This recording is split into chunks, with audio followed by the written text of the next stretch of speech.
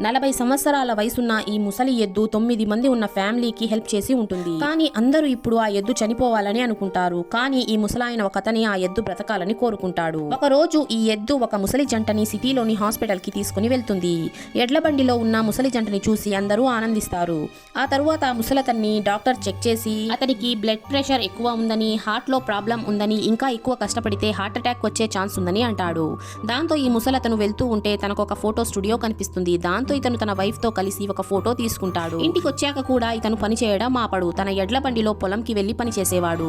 ఇతనికి నడవడానికి కష్టంగా ఉన్నా కూడా 2 కట్ల సహాయంతో నడుస్తూ పని చేసేవాడు. దాంతో అవ్వకి కోపం వచ్చి తమ పిల్లల్ని పిలిపిస్తుంది. ఆ తరువాత వీళ్ళంతా ఆ ముసలి ఎద్దుని అమ్మేయాలని అనుకుంటారు. కానీ ఈ తాతకి ఆ ఎద్దుని అమ్మడం అస్సలు ఇష్టం ఉండదు. అయినా కూడా పిల్లలు పట్టుబట్టి మరి ఆ ఎద్దుని అమ్మించేస్తారు. దాంతో ఈ తాత 40 సంవత్సరాల నుంచి తనతోనే ఉన్న ఆ ఎద్దుని తలుచుకొని చాలా బాధపడతాడు. వీళ్ళు చేసింది కరెక్టేనా? కామెంట్ సెక్షన్ లో కామెంట్ చేసేయండి. ఇలాంటి వీడియోస్ కోసం లైక్ చేసి ఛానల్ ని సబ్స్క్రైబ్ చేసుకోండి.